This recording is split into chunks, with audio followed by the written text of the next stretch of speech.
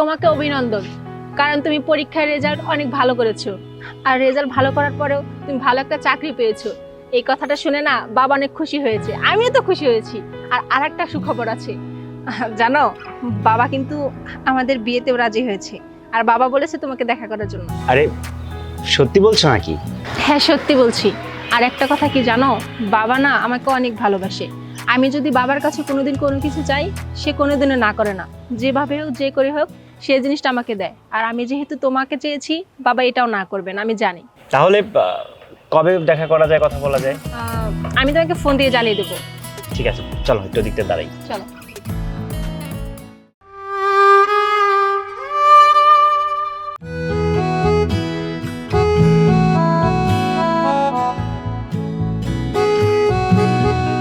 দেশের যে কি অবস্থা সেটা বলার মতো না, বুঝতে পারলে? দেশের এসব বিষয় নিয়ে আমাদের কি আসে যায়? ঠিকই বলেছো। বাবা, হ্যাঁ? এই তো তুমি, আমি ওর কথা তোমাকে বলেছিলাম। ও, ওয়ালাইকুম আসসালাম। কি হলো বাবা? মা, তুই ভিতরে যা, ভিতরে গিয়ে তুহিনের জন্য একটু খাবার ব্যবস্থা কর। আচ্ছা, ঠিক আছে। আমি একটু তুহিনের সাথে কথা বলি। হ্যাঁ, আচ্ছা আচ্ছা। আচ্ছা, তোমরা কথা বলো, আমি আসি। আরে তুমি কই যাচ্ছ? তুমি বসো, বসো বসো। আচ্ছা বাবা, তোমাকে আমি কিছু কথা বলতে চাই, যদি তুমি কিছু মনে না করো, তাই না? জি বলুন। আচ্ছা, তা তোমার বাবা কি করেন? ইয়ে মানে আমার বাবা একজন শ্রমজীবী মানুষ, আমার মা নেই। আমার বাবা কখনো রিক্সা চালিয়ে, কখনো খেতে খামারে কাজ করে, কখনো বা কুলিগিরি করে আমাকে খুব কষ্ট করে মানুষ করেছে। আমার বাবার ইচ্ছা ছিল আমি একদিন তার এই কষ্টের প্রতিদান দেবো, আমি একদিন মানুষ হব। আমি ঠিকই মানুষ হয়েছি। আমি পরীক্ষায় ভালো রেজাল্ট করে পাশ করে বের হয়েছি ইনশাআল্লাহ। দেখো, তোমাকে আমি একটা কথা বলি, আমি গরিব দুঃখীদের অনেক ঘৃণা করি, এদের আমি একেবারে অপছন্দ করি। কারণ আমি মনে করি গরিব দুঃখীদের কোনো মানুষের কাতারেই পড়ে না, আমি এদের বরদাস্ত করতে পারি না। চুপ, কোনো কথা হবে না, আমি যেটা বুঝবো সেটাই হবে। শোনো, আশা করি আমার কথা তোমার কাছে পরিষ্কার। তারপরেও আমার মেয়ে আমার কাছে অনেক দামি। আমার মেয়ে যেহেতু তোমাকে পছন্দ করেছে, তো তোমার সাথে আমার মেয়ের বিয়ে দেব। আমি যা বলার বলেছি, আশা করি তুমি বিষয়টা বুঝতে পেরেছো। বাবা, হুম? খাবার রেডি। ও আচ্ছা, যাও তুমি ভিতরে খেয়ে নাও। আচ্ছা, ঠিক আছে, আসো। কি হলো, যাও। হ্যাঁ, আসসালামু আলাইকুম। ওয়ালাইকুম আসসালাম। কাজটা কি ঠিক করলে? একেবারে ঠিক করেছি।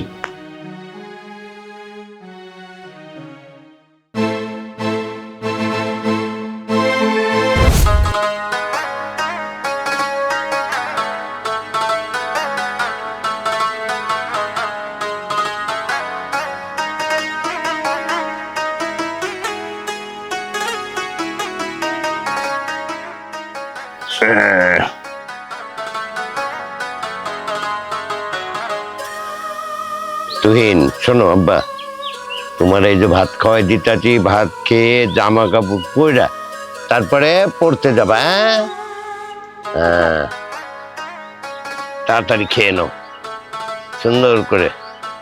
এলো আবার লো।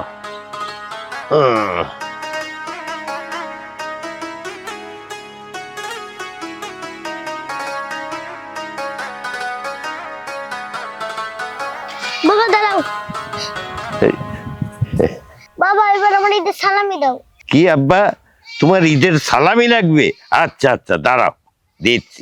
এই এক, এই দুই, দুইটা দিলাম তোমার সালামি। হ্যাঁ, এবার চলো আমরা বাসায় যাই। না না, আমি এখন কি করবো আমি তো কিছুই ভাবতে পারতেছি না। একদিকে আমার ফিউচার, আরেকদিকে আমার বাবা। আমি বাবার নিয়ে কত আশা করছি, আমি ভালো রেজাল্ট করবো, ভালো পড়াশোনা শেষ করে আমি সবসময় বাবার পাশেই থাকবো। কিন্তু এদিকে তো মুক্তা, একদিকে মুক্তা, একদিকে আমার বাবা। এখন যদি আমি বাবার দিকে যাই তাহলে আমার ক্যারিয়ার হবে না, আবার যদি যদি ক্যারিয়ার দিকে যাই তাহলে আমি বাবাকে পাবো না। থাক, আমার তো ক্যারিয়ার চিন্তা করতেই হবে। আমি বাবার চিন্তা এখন বাদই দিই।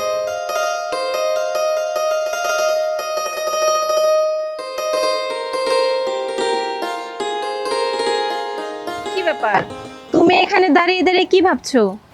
না, ভাবছি আমার ক্যারিয়ার। শুধু কেড়ে নিয়ে ভাবলে চলবে? আমাকে নিয়ে তো ভাবতে হবে। কেন ভাবতে হবে? তোমাকে আমি ভালোবাসি না? আমি তোমাকে নিয়েও ভাবতেছি, আমার ক্যারিয়ার নিয়েও ভাবতেছি। আচ্ছা, বাবা যে বলেছিল সেসব কথা মনে আছে? বাবার সব কথা মনে আছে। বাবা আমাকে শর্ত দিয়েছে। শর্ত? কি এমন শর্ত আমাকে বলো। না থাক, সেটা অন্য কোনো এক সময় বলবো। ঠিক আছে, তোমার ইচ্ছা, এবার চলো। ঠিক আছে, চলো।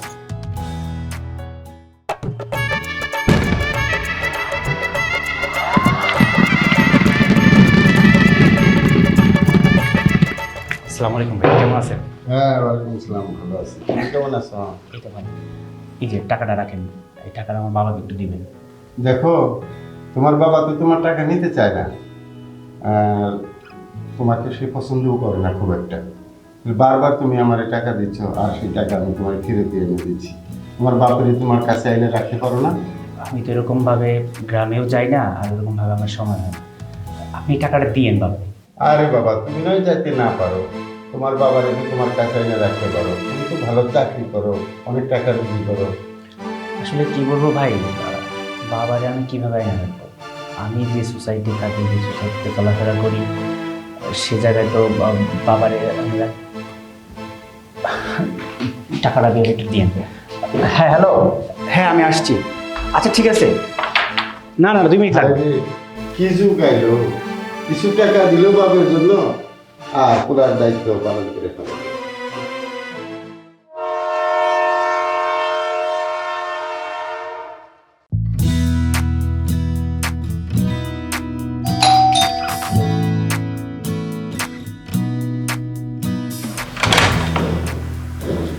সালাম আলাইকুম। ওয়ালাইকুম আসসালাম। কে আপনি?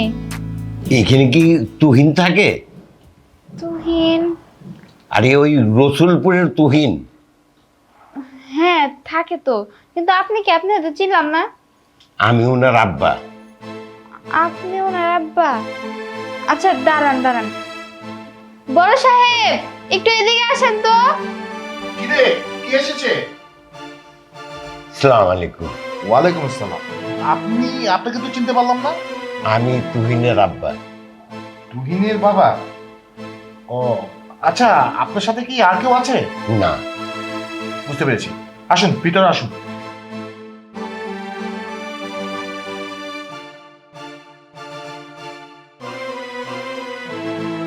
আসুন আসুন, বসুন। আরে আশ্চর্য, আপনি এখানে বসছেন কেন? নিচে বসুন।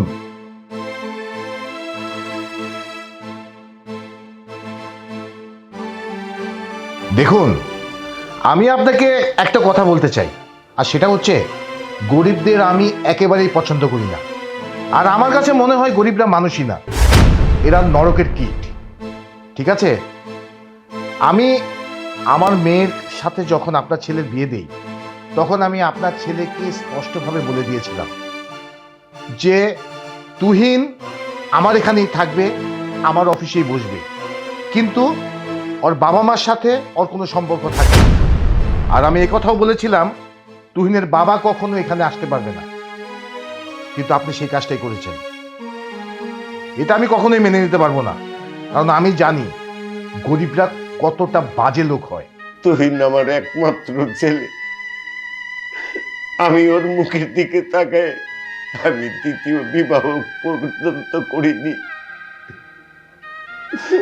আমি অনেক কষ্টে রিক্সা চালাই, দিন মজুরি করে আমার ছেলেরে লেখাপড়া শিখায় মানুষ করছি।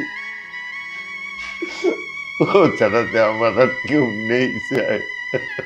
স্যার গো, আমার এই ছেলেটা নিয়ে অনেক বড় স্বপ্ন, অনেক কষ্ট করে তাই মানুষ করছি, বড় করছি। ছেলে বড় হয়েছে, আমার মনে অনেক আশা, ছেলেকে বিয়ে করাবো, ছেলের ঘরে নায়নাতকুর হবে, তাদের নিয়ে আদর করব। আমার দাফন কাপড় আমার এই একমাত্র ছেলে করবে। এই আশা আপনি ভেঙে দিন না স্যার, আপনি ভেঙে দিন না। বুঝতে পেরেছি, আমি আপনাকে এই বাসায় থাকতে দিতে পারি, কিন্তু আমার একটা শর্ত আছে। শর্ত? কি শর্ত স্যার? আপনি বলেন, আপনার যে কোনো শর্ত আমি মেনে নিতে রাজি আছি। আর শর্তটা হচ্ছে, তুহিন যে আপনার ছেলে এটা কখনোই আপনি পরিচয় দিতে পারবেন না, আর আপনি থাকবেন এ বাসার চাকর হিসাবে। কি ভাবছেন? আমার সব শর্ত মেনে যদি আপনি এই বাসায় থাকতে পারেন থাকবেন, আর তা না হলে আপনি আসতে পারেন। স্যার, আমি আপনার সব শর্ত মানতে রাজি আছি, সব শর্ত মানতে রাজি আছি, কিন্তু আমার সন্তানটাকে আমি দেখতে পাবো। ও, চা নিয়ে এসেছো? আচ্ছা বসো। উনি কে? আরে উনি হচ্ছে আমাদের বাসার নতুন কাজের লোক। ওনাকে ভিতরে নিয়ে যাও, ভিতরে নিয়ে গিয়ে কাজ টাজ বুঝিয়ে দাও। কাজের লোক? আমি তো জানি উনি। আহা, আমি যেটা বলছি সেটা করো। আজকের থেকে উনি এই বাড়িতে সব কাজকর্ম করবে। কি কি কাজ করতে হবে তুমি ভিতরে নিয়ে গিয়ে ভালো করে বুঝিয়ে দাও, যাও। আসেন।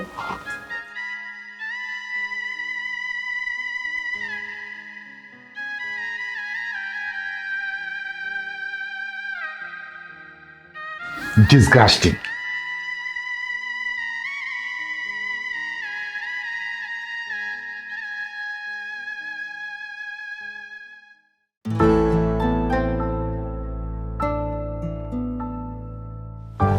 কি ব্যাপার, বসে আছো? হ্যাঁ, এই তো বসে আছি। হ্যাঁ, তোমাকে একটা কথা বলতে চাচ্ছি। কি কথা বলো? অনেকদিন হলো কোথাও যাই না, সবসময় তো বাসাতেই থাকি। আমার না অনেক বোরিং ফিল লাগছে, তাই ভাবলাম যে আমরা দুজন কোথাও ঘুরে আসি। এই সময়ে দেখো মুক্তা, অফিস একটু কাজের চাপ আছে, ঝামেলা একটু বেশি। এই সময় অফিস থেকে মনে হয় না ছুটি দিবে। তাছাড়া এমনি আমার ভালো লাগতেছে না, পরে যাবো না। বুঝতে পেরেছি, এখন আমি বলেছি না, এখন তো তোমার সময় হবে না। যদি অন্য কেউ বলতো ঠিকই সময় বের করে তার সাথে ঘুরতে যেতে। আর এই যে বোকা, অভিমান করা শেষ। আচ্ছা ঠিক আছে, তোমার অভিমান করতে হবে না, রাগও করতে হবে। আমি অফিসে বলে আমি 2 দিনে ছুটি নেব, কিন্তু বেশি দূরে যাব না, জাফলং পর্যন্ত। কেমন? আচ্ছা ঠিক আছে, তুমি ফ্রেশ হয়ে নাও, আমি ডাইনিংয়ে খাবারটা দিচ্ছি।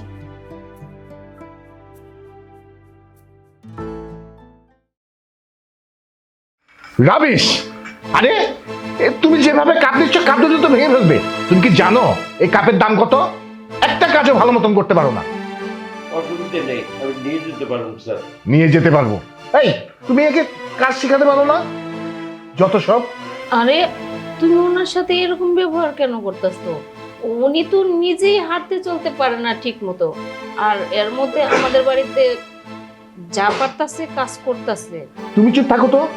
তুমি আর ওর পক্ষে সাফাই গেও না, এদের আমার ভালো করেই চেনা আছে, বুঝতে পেরেছো?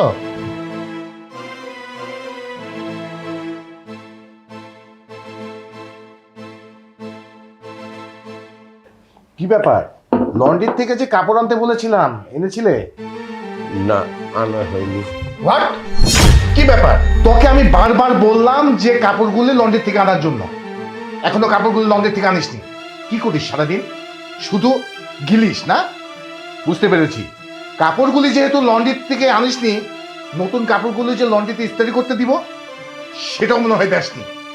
শোন, আমি কোনো কথা শুনবো না, আমার কাজ ঠিকঠাক মতো করতে হবে, তা না হলে ঘাটটা ধাক্কা দিয়ে বাড়ি থেকে বের করে দিব। স্টুপিড কথাকার। কি ব্যাপার, তুমি ওনার সাথে এইভাবে চেঁচিয়ে কথা বলতেছো কেন? রাগ করবো না মানে? ওকে বলেছিলাম লন্ড্রি থেকে কাপড়গুলি নিয়ে আসার জন্য, সেটা তো আনেইনি, বরঞ্চ আমার যে কাপড়গুলি লন্ড্রিতে দেওয়ার কথা ছিল সেটাও দেয়নি। ওকে দিয়ে কোনো কাজই হচ্ছে না। আচ্ছা, উনি তো বয়স্ক মানুষ, বয়স হয়েছে, এর কারণে হয়তো ভুলে গেছে। আনতে কতক্ষণ লাগবে? তোমাকে তো বলেছি আমার মুখের উপর দিয়ে কোনো কথা বলবে না, একদম চুপ থাকবে, আমি কোনো কথাই শুনতে চাই না। আচ্ছা, এইসব বাদ দাও, মাথা গরম করো না। আর মুখটা আর তুই ওরা কই?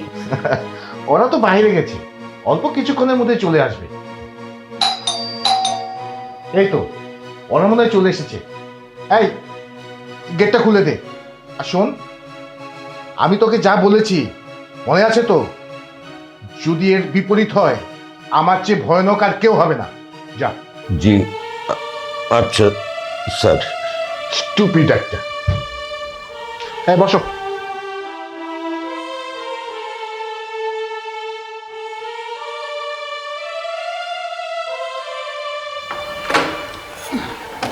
আসো।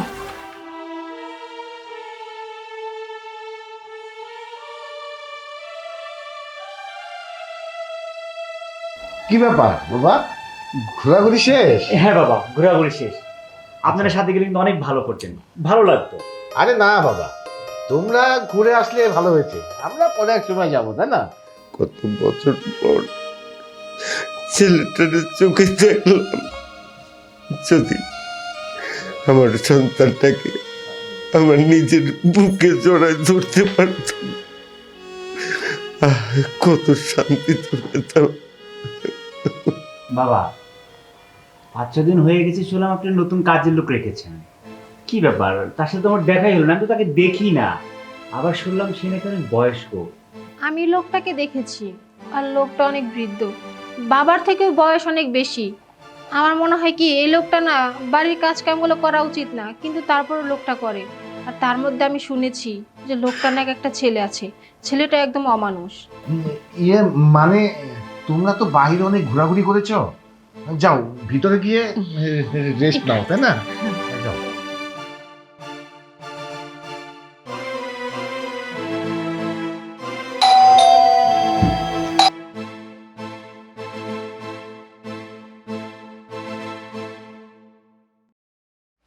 আফসানা, আমাকে এক গ্লাস ঠান্ডা শরবত দে তো।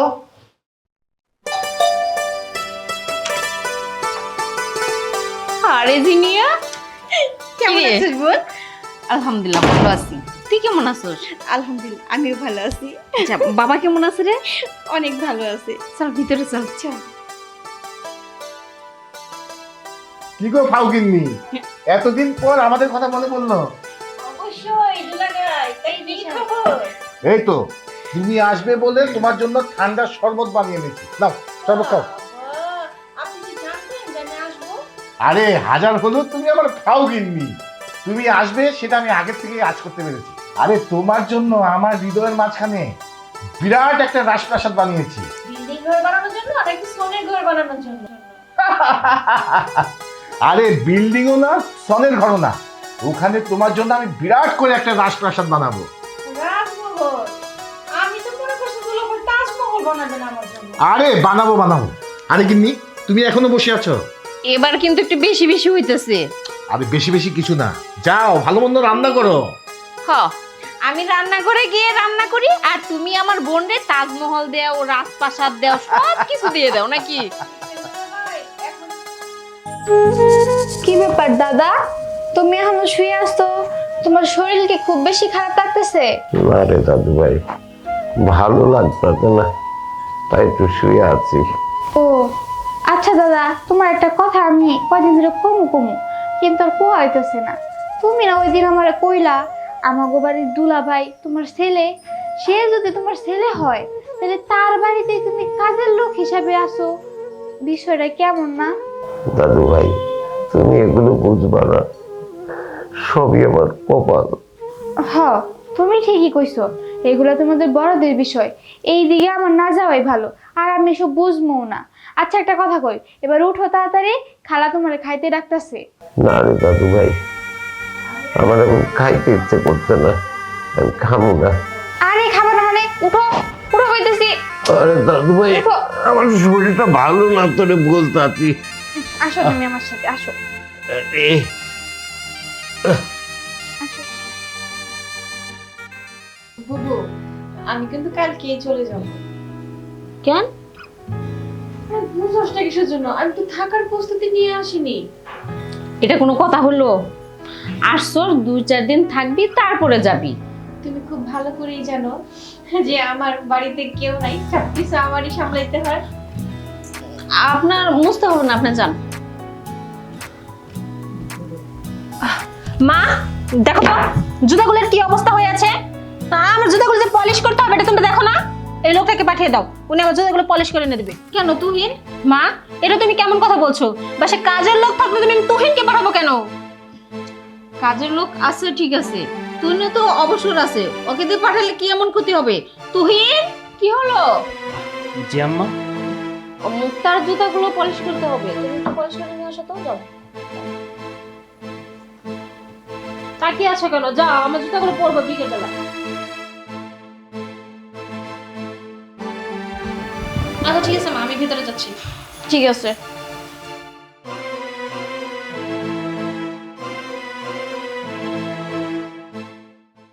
আফা, দুলাভাই, আমি কিন্তু আর থাকবো না, আমার চলে যেতে হবে। আরে চলে যাবে মানে? এসেছো কয়দিন বেড়াও, যাবেই তো। সম্ভব না, খালি বাড়ি রেখে আসছি না। রমেশ,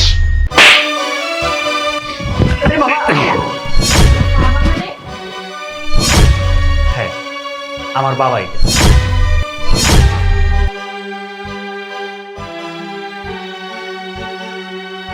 কি ব্যাপার আব্বা, আপনি আমার বাবার গায়ে হাত তুলেন কেন?